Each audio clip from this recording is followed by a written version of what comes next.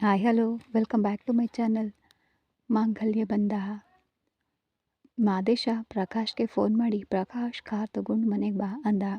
ಅವನು ಸರಿ ಮಚ ಅಂತ ಹೇಳಿ ಫೋನ್ನ ಇಟ್ಟ. ಅವನು ಬೈಕ್ನಲ್ಲಿ ಹೋಗಬಹುದಲ್ಲ ಅಂತ ಆಸೆಯಿಂದ ಕೇಳಿದ್ಲು.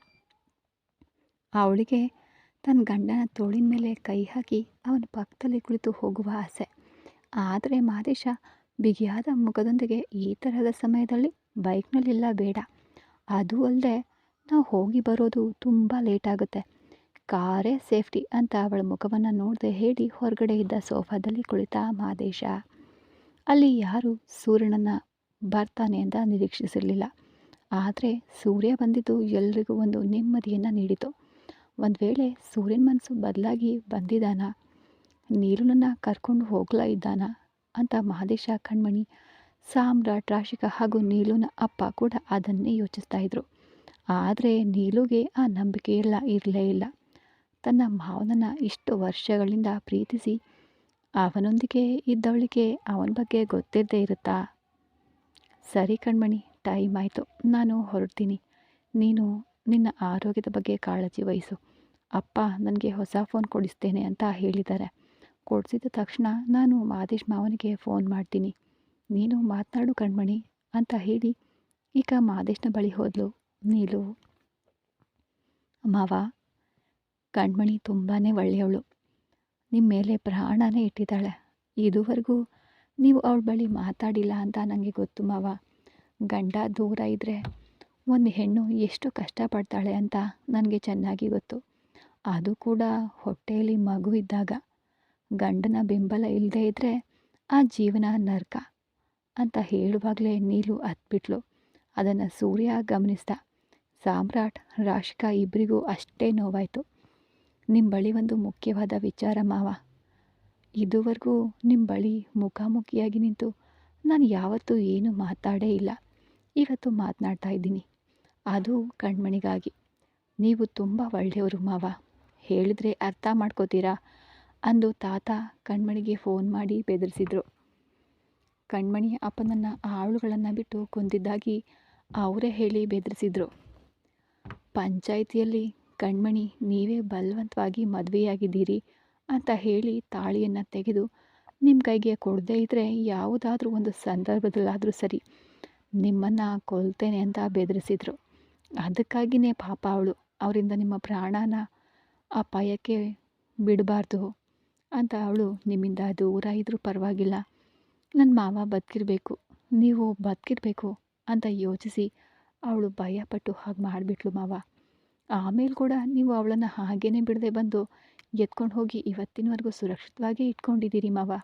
ಆದರೆ ನಿಮ್ಮನ್ನು ಪಂಚಾಯಿತಿ ಮುಂದೆ ಅವಮಾನ ಮಾಡಿದ್ದು ಕೂಡ ನಿಮ್ಮ ಮೇಲಿದ್ದ ಅತಿಯಾದ ಪ್ರೀತಿಯಿಂದಾನೇ ಮಾವ.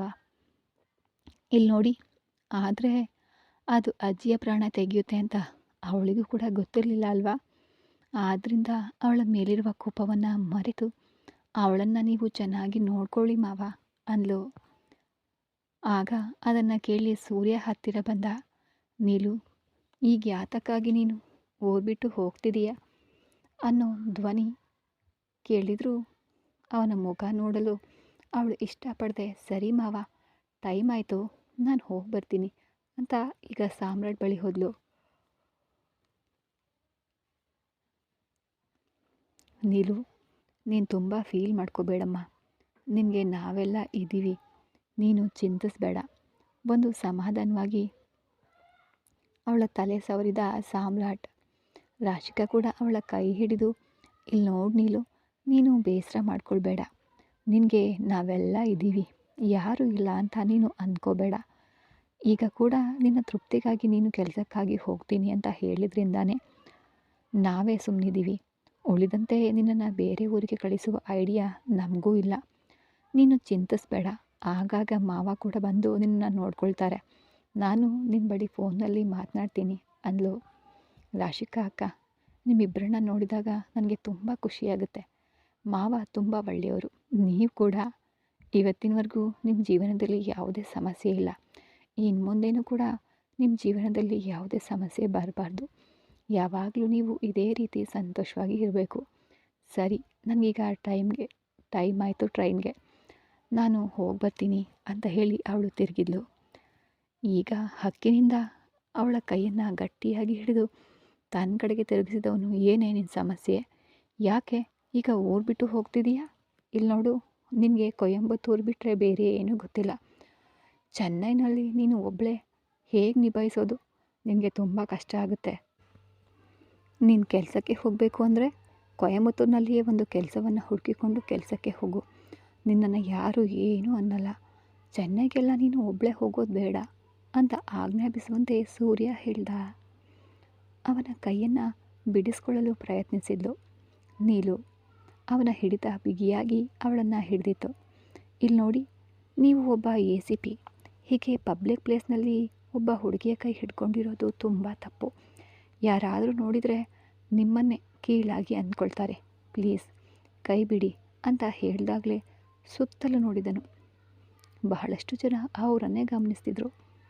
ಆಗ ಅವಳ ಕೈ ಬಿಟ್ಟನು. ಇಲ್ಲಿ ನೋಡು, ನಾನು ACP ಆಗಿರಬಹುದು, ಆದರೆ ನಿನ್ನ ಮಾವ ತಾನೇ. ನಿನ್ನ ಗಂಡ ಅಲ್ಲದೆ ಇರಬಹುದು, ಆದರೆ ನಿನಗೂ ನನಗೂ ವಿಚ್ಛೇದನ ಆಗಿ ಹೋಗಿದೆ. ಇಬ್ಬರ ಮಧ್ಯೆ ಯಾವುದೇ ಸಂಬಂಧ ಇಲ್ಲದಿರಬಹುದು, ಆದರೆ ಈಗಲೂ ನಾನು ನಿನ್ನ ಸೋದರ ಮಾವ ತಾನೇ. ನಿನ್ನ ಒಳಿತು ಕೆಡುಕುಗಳ ಜವಾಬ್ದಾರಿ ನನಗಿದೆ ಅಂತ ಸೂರ್ಯ ತಗ್ಗಿದ ದನಿಯಲ್ಲಿ ಅವಳಿಗೆ ಹೇಳಿದನು. ವೇದನೆಯಿಂದ ನಕ್ಕವಳು, ಸೋದರ ಮಾವನ ಸಂಬಂಧ ಎಂಬುದು ತಾಯಿಗೆ ಸಮಾನವಾದ ಸಂಬಂಧ. ನನ್ನ ಹೆತ್ತ ತಾಯಿಯನ್ನು ಕೀಳಾಗಿ ಮಾತನಾಡುವಾಗ ನೀವು ಮಾತನಾಡಿರಲ್ಲಿ ಆಶ್ಚರ್ಯಪಡಲು ಏನೂ ಇಲ್ಲ. ನೀವು ಹೇಳಿದ್ದು ನಿಜ, ವಿಚ್ಛೇದನ ಆಗಿದೆ. ನಿಮಗೂ ನನಗೂ ಯಾವುದೇ ಸಂಬಂಧ ಇಲ್ಲ. ಆದರೆ ಸೋದರ ಮಾವನ ಸಂಬಂಧ ಇದೆ ಅಂತ ಹೇಳ್ತಿದ್ದೀರಲ್ಲ, ಅದು ನಿಜವಾಗಿದ್ದರೆ ನನ್ನ ಬಳಿ ಯಾವುದೇ ಪ್ರಶ್ನೆಯನ್ನು ಕೇಳಬೇಡಿ. ನಾನು ನನ್ನ ಮಗುವಿನ ಭವಿಷ್ಯಕ್ಕಾಗಿ ಈ ಊರನ್ನ ಬಿಟ್ಟು ಹೋಗ್ತಾ ಇದ್ದೀನಿ. ನನಗೆ ಕೆಲಸ ಚೆನ್ನೈನಲ್ಲಿ ಸಿಕ್ಕಿದೆ, ಆದ್ದರಿಂದ ಹೋಗ್ತಿದ್ದೀನಿ. ಕೊಯಂಬತ್ತೂರಿನಲ್ಲಿದ್ದರೆ ನಾನು ಯಾಕೆ ಹೋಗ್ತಾ ಇದ್ದೆ? ಕೊಯಂಬತ್ತೂರಿಗಿಂತ ಚೆನ್ನೈನಲ್ಲಿ ಸಂಬಳ ಹೆಚ್ಚು. ನಾನು ದೃಢವಾಗಿ ನನ್ನ ಮಗುವನ್ನು ಬೆಳೆಸಲು ನನಗೆ ಹೆಚ್ಚಿನ ಸಂಬಳ ಬೇಕು. ನಾಳೆ ನನ್ನ ಮಗು ಯಾರನ್ನು ನೋಡಿ ಹಂಬಲಿಸಬಾರ್ದು. ಅದಕ್ಕೆ ಬೇಕಾಗಿರೋದನ್ನೆಲ್ಲವನ್ನು ಯಾವುದೇ ಕೊರತೆ ಇಲ್ಲೇ ನಾನು ಮಾಡಬೇಕು. ಅದಕ್ಕಾಗಿ ನನಗೆ ಈ ಕೆಲಸ ಮುಖ್ಯ. ಪ್ಲೀಸ್ ಸ್ವಲ್ಪ ದಾರಿ ಬಿಡಿ ಅಂತ ಹೇಳಿ ಅವನನ್ನು ದಾಟಿ ಹೋದಲು ನೀಲು. ಚೂಡಿದಾರ್ ಮೇಲಿದ್ದ ಕಾಣಿಸ್ತಾ ಇದ್ದ ಅವಳ ಹೊಟ್ಟೆಯನ್ನು ನೋಡಿದವನಿಗೆ ಅವಳನ್ನು ಕಳುಹಿಸಲು ಮನಸ್ಸಿರಲಿಲ್ಲ. ಹೇಳಿದರೆ ಅರ್ಥ ಮಾಡ್ಕೊ ನೀಲು, ಸಾಧಾರಣವಾಗಿದ್ದರೆ ಪರವಾಗಿರಲಿಲ್ಲ, ಆದರೆ ಈ ಸಮಯದಲ್ಲಿ ನೀನು ಒಬ್ಬಳೇ ಹೋಗಿ ಕಷ್ಟಪಡಬಾರ್ದು. ಈಗ ನಿನಗೆ 5 ತಿಂಗಳಾಗಿದೆ, ಇನ್ನು 2-3 ತಿಂಗಳಾದರೆ ತುಂಬ ಕಷ್ಟ. ದಯವಿಟ್ಟು ನನ್ನ ಮೇಲಿರುವ ಕೋಪದಲ್ಲಿ ಅನಾವಶ್ಯಕವಾಗಿ ನೀನು ಒಬ್ಬಳೇ ಹೋಗಿ ಕಷ್ಟಪಡಬೇಡ ನೀಲು ಅಂತ ಮತ್ತೆ ಅವನು ಅಂಗ್ಲಾಚಿದ. ಈಗ ತಿರುಗಿ ವೇದನೆಯಿಂದ ಮುಗುಳ್ನಕ್ಕವಳು, ಈಗ ನನಗೆ 5 ತಿಂಗಳಾಗಿದೆ, ಇನ್ನು 4 ತಿಂಗಳಲ್ಲಿ ಮಗು ಹುಟ್ಟುತ್ತದೆ, ಇನ್ನು 4 ತಿಂಗಳಲ್ಲಿ ನಿಮಗೆ ಮದುವೆ. ತುಂಬು ಗರ್ಭಿಣಿಯಾಗಿ ನಿಮ್ಮ ಮದುವೆಗೆ ಬಂದು ನಾನು ಔತಣದ ಊಟ ಮಾಡಬೇಕು ಅಂತ ಅಂದ್ಕೊಂಡಿದ್ದೀರಾ? ಇಲ್ಲಿ ನೋಡಿ, ನಿಮಗೆ ನಿಶ್ಚಿತಾರ್ಥ ಆಗಿದೆ. ಇನ್ನು ಸ್ವಲ್ಪ ದಿನದಲ್ಲಿ ಮದುವೆ ನಡೀಲಿದೆ. ಎಲ್ಲವೂ ನನಗೆ ಗೊತ್ತು. ಯಾವುದೇ ರೀತಿಯಲ್ಲಿ ನಿಮ್ಮ ಜೀವನದಲ್ಲಿ ನಾನು ಅಡ್ಡ ಬರೋದಿಲ್ಲ. ನನ್ನ ಮಟ್ಟಿಗೆ ಯಾವಾಗ ಇದು ನನ್ನ ಮಗುವ ಅವನ ಮಗುವ ಅನ್ನೋ ಅನುಮಾನ ಇದೆ ಅಂತ ಹೇಳಿದ್ರೋ ಆವಾಗಲೇ ನಾನು ಸತ್ತು ಹೋಗಿದ್ದೀನಿ. ಈ ನಿಮಿಷ ನಾನು ಬದುಕಿರೋದು ಈ ನನ್ನ ಹೊಟ್ಟೆಯಲ್ಲಿರುವ ನನ್ನ ಮಗುವಿಗಾಗಿ ಮಾತ್ರ. ನಾನು ಮಾಡಿದ ತಪ್ಪು ತಾನೇ, ಸರಿ ಅಂತ ಹೇಳ್ತಿಲ್ಲ. ನಿಮ್ಮ ಮೇಲಿದ್ದ ಅತಿಯಾದ ಪ್ರೀತಿಯಿಂದ ಕುರುಡಾಗಿ ಯಾರನ್ನೋ ನಂಬಿ ಏನೇನೋ ಮಾಡಿ ಕೊನೆಗೆ ನನಗೆ ನಾನೇ ಗುಂಡಿ ತೋಡ್ಕೊಂಡಿದ್ದೀನಿ ಅಂತ ಗೊತ್ತಾಗಿದೆ. ಅದರಲ್ಲಿ ನಾನೇ ಬಿದ್ದುಬಿಟ್ಟೆ. ಅದರಿಂದ ಮೇಲೆತ್ತಿ ನಾನೇ ಅಂತ ಎಷ್ಟು ಕಿರ್ಚೋದ್ರಿಂದ ಉಪಯೋಗ ಇಲ್ಲ ಅಂತ ನನಗೆ ಈಗ ಸ್ಪಷ್ಟವಾಗಿ ಅರ್ಥ ಆಗಿದೆ. ನಾನೇ ಅದರಿಂದ ಹೊರಬರಬೇಕು. ನಾನು ಅದರಿಂದ ಮೇಲೆ ಬರಲು ನನಗೆ ಸಿಕ್ಕ ಒಂದು ಆಸರೆ ಈ ನನ್ನ ಮಗು.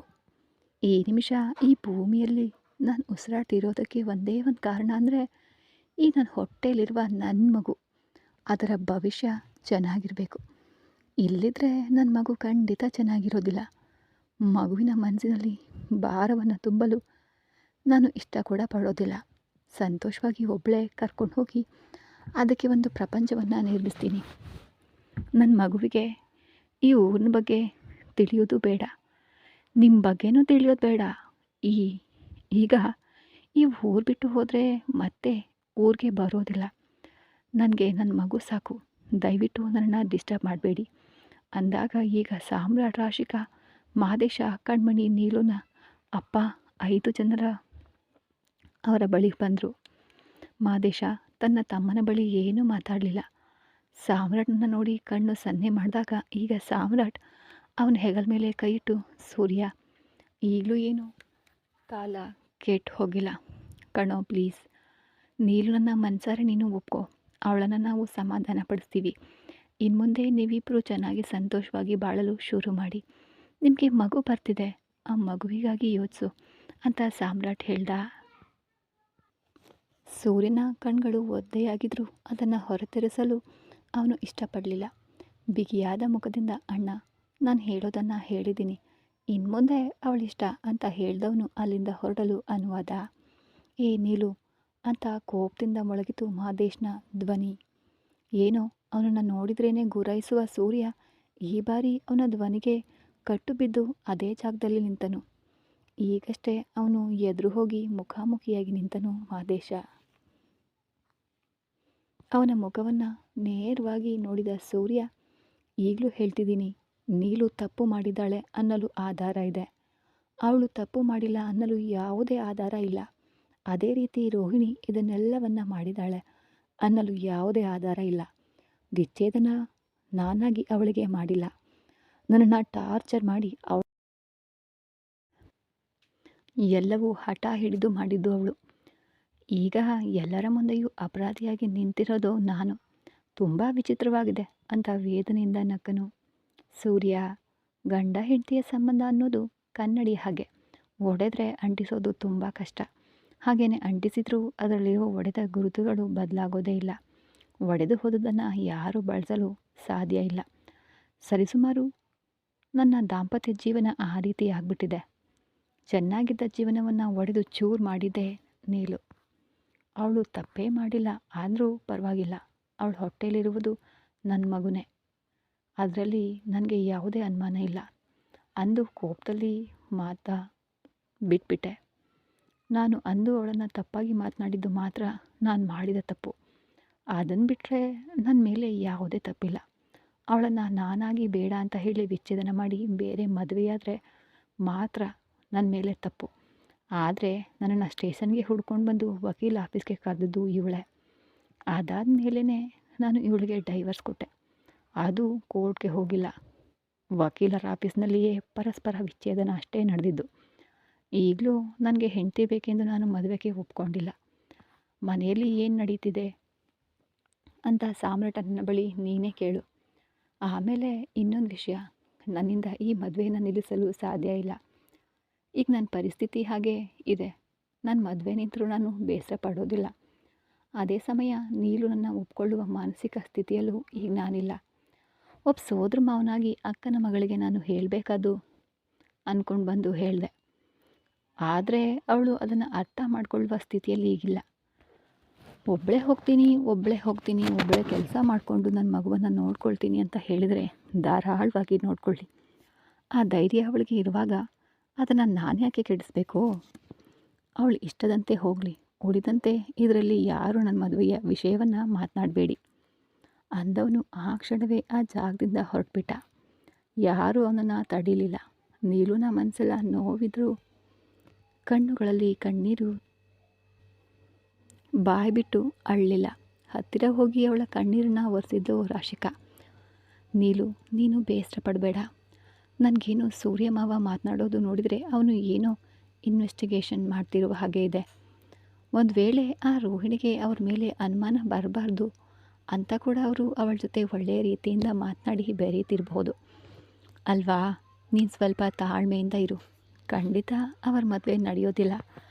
ಹಾಗೆಯೇ ಒಂದು ವೇಳೆ ಸೂರ್ಯ ಮಾವನ ಮದುವೆವರೆಗೂ ಕಂಡು ಹಿಡಿದೆ ಮಂಟಪದವರೆಗೂ ಹೋದರೂ ನಮ್ಮ ಮಾವಂದಿರು ಇಬ್ಬರು ಇದ್ದಾರಲ್ವಾ, ಅವ್ರು ಖಂಡಿತ ನಿನ್ನ ಜೀವನವನ್ನು ಕಾಪಾಡ್ತಾರೆ. ನೀನು ಧೈರ್ಯವಾಗಿರು ಅಂತ ಹೇಳಿದ್ಲು. ಅಕ್ಕ, ಆರೋಗ್ಯ ನೋಡ್ಕೊಳ್ಳಿ. ಮಾವ, ನಾನೇ ತಪ್ಪು ಮಾಡಿಬಿಟ್ಟೆ. ಎಲ್ಲರೂ ಕೇಳಿದರು, ಹೇಳ್ದೆ ಬಚ್ಚಿಟ್ಟಿದ್ದನ್ನು ನಂದೇ ತಪ್ಪು, ಕ್ಷಮಿಸ್ಬಿಡು ಅಂತ ಸಾಮ್ರಾಟ್ ಬಳಿಯೂ ಹೇಳಿಬಿಟ್ಟು ಈಗ ಮಹಾದೇಶ್ ಬಳಿ ಹೋಗಿ ಕಣ್ಮಣಿಯನ್ನು ಚೆನ್ನಾಗಿ ನೋಡ್ಕೊಳ್ಳಿ. ಮಾವ ಅಂತ ಹೇಳಿಬಿಟ್ಟು ಸರಿ ಕಣ್ಮಣಿ, ಈಗ ನಾನು ಹೋಗಿ ಬರ್ತೀನಿ ಅಂದ್ಲು. ಟ್ರೈನ್ ಕೂಡ ಹೊರಡಲು ತಯಾರಾಗಿತ್ತು. ಸರಿ ಮಾವ, ನಾನು ಹೋಗಿ ನೀಲುನನ್ನು ಬಿಟ್ಟು ಬರ್ತೀನಿ ಅಂತ ಅವರಲ್ಲಿ ಹೇಳಿಬಿಟ್ಟು ಈಗ ನೀಲುನ ಬ್ಯಾಗನ್ನು ತೆಗೆದುಕೊಂಡು ರೈಲಿನೊಳಗೆ ಹೋಗಿ ಇಟ್ಬಿಟ್ಟು ಹೊರಗೆ ಬಂದನು. ಸರಿಮ್ಮ, ನೀನು ಬಾ ಹೋಗೋಣ ಅಂದರು. ಅವರೆಲ್ಲ ನಾಲ್ವರಿಗೂ ನೀಲುನನ್ನು ಒಂಟಿಯಾಗಿ ಬಿಡುವ ಮನಸ್ಸು ಇರಲಿಲ್ಲ. ಸೂರ್ಯನು ಮರೆಯಿಂದ ನಿಂತು ನೀಲು ಟ್ರೈನ್ ಹತ್ತೋವರೆಗೂ ನೋಡಿಕೊಂಡೇ ಇದ್ದ. ಏನೋ ಬಾಯಿವರೆಗೆ ಬಂದ ಮಾತನ್ನು ನುಂಗ್ಕೊಂಡು ಅವಳನ್ನು ತಡೆಯದೆ ಸುಮ್ಮನೆ ನಿಂತಿದ್ದ. ಸರಿಯಾಗಿ ಅವಳ ಸ್ನೇಹಿತೆಯು ಬಂದ ನಂತರ ಅವಳು ಅವರಲ್ಲಿ ಹೇಳಿಬಿಟ್ಟು ಟ್ರೈನ್ ಹತ್ತಿದ್ಲು. ಹೀಗೆ ಸ್ವಲ್ಪ ದೂರ ಟ್ರೈನ್ ನಿಧಾನವಾಗಿ ಚಲಿಸ್ತಿತ್ತು. ನಾಲ್ವರು ನೋಡಿಕೊಂಡು ನಿಂತಿದ್ರು. ನೀಲುಗೂ ಹೋಗಲು ಮನಸ್ಸಿರಲಿಲ್ಲ ಅನ್ನುವಂತೆ ಆ ಕಿಟಕಿಯ ಮೂಲಕ ಅವರಿಗೆ ಕೈ ಬೀಸುತ್ತಲೇ ಹೋದಳು. ಸೂರ್ಯನಿಗೆ ಜೋರಾಗಿ ಅಳಬೇಕು ಅನ್ನಿಸ್ತಿತ್ತು. ಮನಸ್ಸಿನೊಳಗೆ ಅವಳ ಮೇಲೆ ಅಷ್ಟೊಂದು ಪ್ರೀತಿ, ಆದರೂ ಅವಳ ಮೇಲೆ ಅಷ್ಟೇ ಪ್ರಮಾಣದ ಕೋಪವೂ ಇತ್ತು. ಅದನ್ನು ಮುಚ್ಚಿಡಲು ಈಗ ಸುಮ್ಮನೆ ಅಲ್ಲಿಂದ ಹೊರಟ್ಬಿಟ್ಟ. ಸರಿ ಸಾಮ್ರಾಟ್, ನಾವು ಹೊರಡ್ತೀವಿ ಅಂದ ಮಾದೇಶ. ಈಗ ಮಾದೇಶನ ಕೈ ಹಿಡಿದ ಸಾಮ್ರಾಟ್, ಮಾದೇಶ, ನೀನು ಬಹಳ ಕಷ್ಟಪಟ್ಟು ಮೇಲೆ ಬಂದವನು. ನಿನಗೆ ನಾವು ಹೇಳಬೇಕಾಗಿಲ್ಲ. ಕಣ್ಮಣಿ ಮೇಲೆ ನಿನಗೆ ಕೋಪ ಇರುವಷ್ಟೇ ಪ್ರೀತಿಯೂ ಇದೆ ಅಂತ ನನಗೆ ಚೆನ್ನಾಗಿ ಗೊತ್ತು. ಅವಳ ಬಗ್ಗೆ ನಾನು ಚಿಂತೆ ಮಾಡದೇ ಇದ್ದುದಕ್ಕೆ ಒಂದೇ ಒಂದು ಕಾರಣ, ಅವಳಿಗಾಗಿ ನೀನಿದೆಯಾ ಅಂತ ತಾನೇ. ಇದರ ಮೇಲೆ ಮನಸ್ಸಲ್ಲಿರುವ ಕಹಿಯಾದ ನೆನಪುಗಳನ್ನು ಅಳಿಸ್ಬಿಡೋ. ನಿಮಗಾಗಿ ಸಿಹಿಯಾದ ಜೀವನ ಇದೆ, ಸಂತೋಷವಾಗಿರಬೇಕು ಅಂತ ಅವನು ಹೇಳಲು ಅವನ ಹಿಡಿದಿದ್ದ ಕೈ ಮೇಲೆ ಮತ್ತೊಂದು ಕೈ ಇಟ್ಟು ಕಣ್ಮುಚ್ಚಿ ತೆರೆದನು. ಸರಿ ಅನ್ನುವಂತೆ. ಆಗ ರಾಶಿಕಾ, ಮಾವ ಯಾವಾಗಲೂ ನನ್ನನ್ನು ಮಾವನೇ ಆಸ್ಪತ್ರೆಗೆ ಚೆಕಪ್ಗೆ ಕರ್ಕೊಂಡು ಹೋಗ್ತಾರೆ. 2 ತಿಂಗಳು ಕಣ್ಮಣಿಯನ್ನು ನಾವೇ ಕರ್ಕೊಂಡು ಹೋದವು. ನಾವೇನೇ ಜೊತೆಯಲ್ಲಿ ಇದ್ದರೂ ಕೂಡ ಅಲ್ಲಿ ಆಸ್ಪತ್ರೆಯಲ್ಲಿ ಬೇರೆ ಹುಡುಗಿಯರು ಅವ್ರ ಗಂಡನ ಜೊತೆ ಬಂದಿರುವಾಗ ಅವಳ ಹತಾಶೆಯಿಂದ ನೋಡ್ತಾಳೆ. ಪಾಪ, ಆಗ ಅವಳನ್ನು ನೋಡಲು ನನಗೆ ತುಂಬ ಕಷ್ಟ ಆಗುತ್ತೆ. ಈಗ ನಿಮ್ಮ ಬಳಿ ಒಂದೇ ಒಂದು ಹೇಳ್ತೀನಿ, ನಿಮಗೆ ಎಷ್ಟೇ ಕೋಪ ಇದ್ದರೂ ಇರಲಿ, ಆದರೆ ಅವಳನ್ನು ಒಂಟಿಯಾಗಿ ಚೆಕಪ್ಗೆ ಕಳಿಸ್ಬೇಡಿ. ಅವಳನ್ನು ನೀವು ಕರ್ಕೊಂಡು ಹೋಗಿ ಕಣ್ಮಣಿ ಜೊತೆ ಇದ್ದು ನೋಡ್ಕೊಳ್ಳಿ. ಈಗ ಕಣ್ಮಣಿಗೆ ಮಾತ್ರ ಅಲ್ಲ, ನಿಮ್ಮ ಮಗುವಿಗೆ ನಿಮ್ಮ ಆಶ್ರಯ ಬೇಕು ಅಂತ ರಾಶಿಕಾ ಹೇಳಲು, ಅರ್ಥ ಆಯಿತು ರಾಶಿಕಾ. ಇಷ್ಟು ದಿನ ಕಣ್ಮಣಿ ನನ್ನ ಬಳಿ ಗರ್ಭಿಣಿಯಾಗಿರೋ ವಿಷಯವನ್ನೇ ಹೇಳಲಿಲ್ಲ. ಅವಳು ನನ್ನ ಬಳಿ ಹೇಳುವ ಸ್ಥಿತಿಯಲ್ಲೂ ನಾನು ಇಟ್ಟಿರಲಿಲ್ಲ. ಇನ್ಮೇಲೆ ಕಣ್ಮಣಿಯನ್ನು ಚೆನ್ನಾಗಿ ನೋಡ್ಕೊಳ್ತೀನಿ ಎಂದೊಡನೆ ತುಂಬ ಸಂತೋಷ ಮಾವ ಅಂತ ಹೇಳಿಬಿಟ್ಟು ಅವಳು ತಿರುಗಿದ್ಲು. ಸರಿ ಕಣ್ಮಣಿ, ಆರೋಗ್ಯ ನೋಡ್ಕೊ, ಭದ್ರವಾಗಿ ಇರೋ ಅಂತ ಹೇಳಿದ್ಲು ರಾಶಿಕಾ. ಸರಿನಕ್ಕ ಅನ್ಲು ಕಣ್ಮಣಿ. ಅದರ ನಂತರ ಸಾಮ್ರಾಟ್, ರಾಶಿಕಾ ಇಬ್ಬರು ಅವರಲ್ಲಿ ಹೇಳಿಬಿಟ್ಟು ಹೊರಟರು. ಈಗ ಕಣ್ಮಣಿಯನ್ನು ನೋಡಿದನು ಮಾದೇಶ. ಅವಳು ತನ್ನ ಗಂಡನನ್ನು ನೋಡಿದ್ಲು. ಏನೂ ಮಾತಾಡಲಿಲ್ಲವಾದರೂ ಬರುವಾಗ ಅವಳಿಂದ ದೂರ ಇದ್ದವನು ಈಗ ಅವಳ ಕೈ ಹಿಡಿದು ಕರ್ಕೊಂಡು ಹೋದ. ಅದೇ ಅವಳಿಗೆ ಅತೀವ ದೊಡ್ಡ ಸಂತೋಷವನ್ನು ಕೊಟ್ಟಿತು. ಇತ್ತ ನೀಲು ಕಣ್ಮುಚ್ಚಿ ಮಲಗಿಕೊಂಡ್ಳು. ಕೆಲವು ಕ್ಷಣ ಅತಿ ಹೆಚ್ಚಿನ ದುಃಖವನ್ನು ಮರೆಯಲು ನಿದ್ದೆ ಮಾತ್ರವೇ ಅವಳಿಗೆ ಅತ್ಯುತ್ತಮ ಮದ್ದಾಗಿದೆ. ಸೂರ್ಯನು ಮನೆಗೆ ಹೋಗದೆ ತೋಟದಲ್ಲಿ ಹೋಗಿ ಮಲ್ಕೊಂಡಿದ್ದ. ಈ ಕತೆ ಮುಂದುವರಿಯುವುದು. ಮುಂದೆ ಏನಾಗುತ್ತೆ ಅಂತ ಮುಂದಿನ ಎಪಿಸೋಡಲ್ಲಿ ನೋಡೋಣ. ಹಾಗೆ ಇನ್ನೂ ಚಾನಲ್ನ ಯಾರು ಸಬ್ಸ್ಕ್ರೈಬ್ ಮಾಡಿಲ್ಲ ದಯವಿಟ್ಟು ಸಬ್ಸ್ಕ್ರೈಬ್ ಮಾಡ್ಕೊಂಡು ನೋಡಿ. ಧನ್ಯವಾದಗಳು.